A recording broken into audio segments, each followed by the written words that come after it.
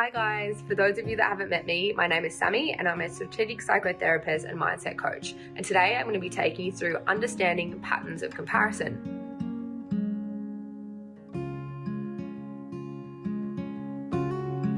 So comparison is something that is super comorbid to a lot of presenting experiences that I see in clinic. That could be anxiety, fear of failure, self-doubt, body image issues, whatever it may be. So it's one thing to say, don't compare yourself, but until we actually understand what we're doing in times of comparison and until we see how selective and biased our comparisons are, that's going to feel quite hard to embody. And that's what I'm going to help you with today. So in times of comparison, we're usually comparing ourselves against aspects of life that we feel lack in, which can lead us to hide our own unique gifts and capabilities. Our confirmation bias in times of comparison then becomes selective and specific, because we're usually only backing our judgments and assumptions with evidence that does exactly that, backs our judgments and assumptions.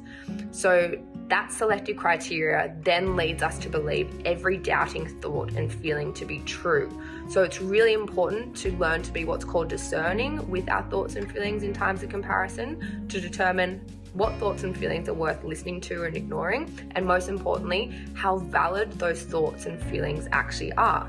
So we must remember that we don't actually get to compare ourselves against anyone else, because no two people have had the same experiences in life.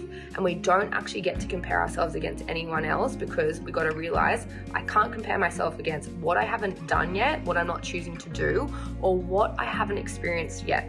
And like I say to myself, or the best recommendation I give with that is, I can only compare myself against my own unique specific progress to me here in this moment and who I was last week, last month, last year, no one else.